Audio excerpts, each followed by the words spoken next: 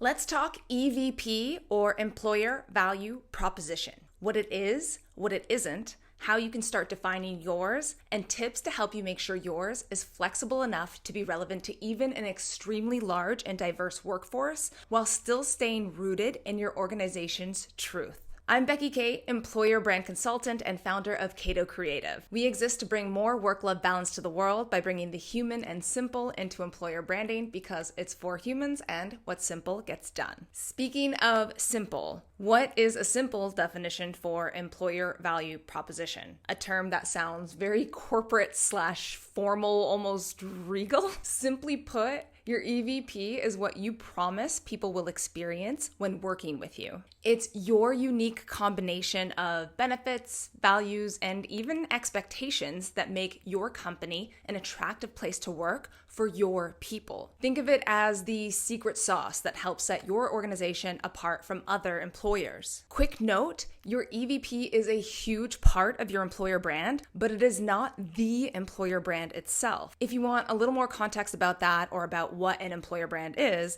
definitely check out my What is an Employer Brand video, linked below. So how can you start crafting your EVP? Well, step 1 is understanding your employees' perception, which is nice and simple to say, but I know it can feel like a daunting task. So here are some tips. Refer to your employee engagement surveys and pick a few questions that help piece the story about why people like you together. For example, common survey questions are, I feel like this company does enough for environmental and social issues. I have clear and available growth opportunities. My leader coaches and supports me. Look for the ones that have the highest strongly agree scores to get a basic idea of what your employees view as your best qualities. Jot them down and then head to your open answer comments to dig a little deeper. These questions are usually a little broader and include things like, what makes you want to stay with the organization? Why might you decide to leave and seek other employment? What motivates you to perform at your best? What attracted you to apply to this job in the first place? What do you like most about working here? Hopefully your survey operators have already sorted these to create a stay like document so you can read through the comments quickly and easily, because there might be a lot. I've consulted with companies that have tens of thousands of responses, but don't worry, you don't have to read every single comment. Chances are that after reading as few as 30 to 40, you'll start to notice some strong themes and can scan through them relatively quickly. Themes might be phrases like, my manager, indicating that your leadership is strong, or my coworkers, which might point to a strong culture of collaboration, or my benefits, indicating that your total rewards stand apart. Whatever they are what your employees perceive as meaningful and valuable, which is all we're after here. Step 2, understand your business goals and strategy. With a rough idea of what your employees love, it's a good time to understand what your organization needs. What attitudes or behaviors do you need and expect from them? It might include things like accountability, collaboration, innovation, or a strong commitment to the company's values. Fair warning though, all the words I just said can start to sound like corporate platitudes if you can't be specific about how or why you need them. So as you're brainstorming these concepts, ask yourself why it's important to your organization specifically. We'll dig into this more in the next steps. Step 3, start to focus your EVP pillars. Now that you've got a list of benefits, themes, and expectations, it's time to narrow down your focus to 3 to 6 pillars. EVPs are often written as short pillars because it's an efficient way to say a lot of important things in a focused and easy to digest format, as opposed to a page or 5 of text. If you haven't yet,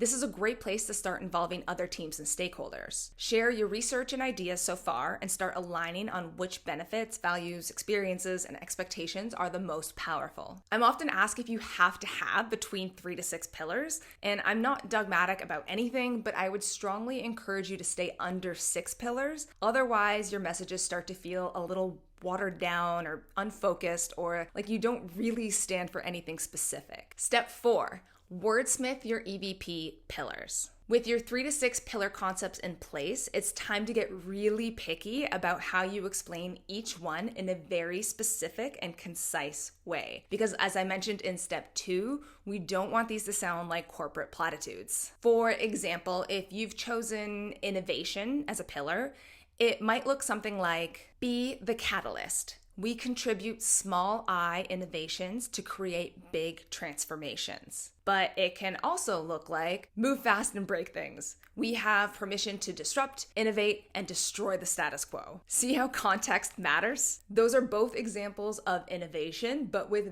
very different desired behaviors. At this step of your EVP journey, it's very helpful to work with an experienced external consultant who can help pull the desired meaning out of you and put it into clear and engaging words. A quick, very important note when wordsmithing your EVP. One of the most common questions or concerns I get from my clients is, should our EVP be aspirational, inspirational, or realistic? I tend to have a different approach than other employer brand consultants who will generally tell you to keep your EVP realistic or at most inspirational. I would actually invite you to write your EVP aspirationally, and here's why. Most of my clients connect with me because they want to make things better for their employees. A big part of that is gaining clarity on what better means to you. Drafting your EVP in a way that reflects your best potential self as a company can serve as a North Star for your internal leadership, HR, and talent teams. It gets you all aligned on how you want things to be, which makes it possible to design policies and programs that allow you to behave in a way that moves you towards that goal. The key to not feeling like you're saying something that isn't true is to be transparent about your self-awareness. I have a video about launching your employer brand the right way coming out shortly, which depending on when you're watching this, I will link to below if it's available. But essentially it comes down to owning where you still have work to do and asking your team to join you and helping to get the company to that desired state. So in short,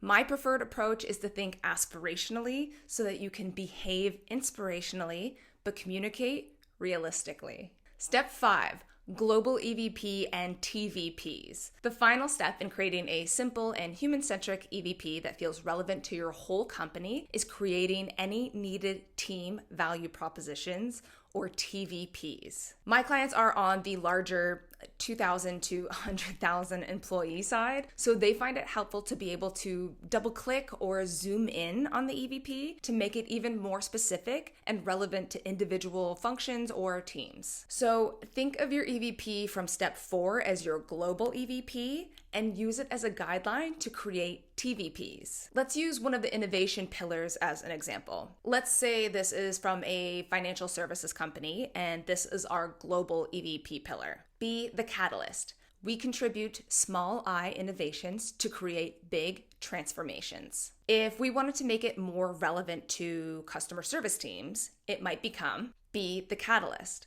We're empowered to test and share ways to create a better customer experience. And for IT, it might look something like be the catalyst. We're challenged to make 1% improvements daily to create big efficiency transformations. Those are made up examples, but hopefully you're starting to see how a global EVP combined with any necessary TVPs keeps your promises consistent and connected as a company, yet dynamic so as to be engaging and relevant to all of your diverse teams. But I'd love to hear from you. Do you use pillars to describe your EVP? Is there a specific question you have or step you're getting stuck on? Comment below to let me know. And if you've made it to the end of this video, chances are you're an HR or talent expert or CEO that cares about people. So I just like to say thank you. I'm grateful for the work you're doing. Your work is important. Until next time, wishing you all more work-love balance.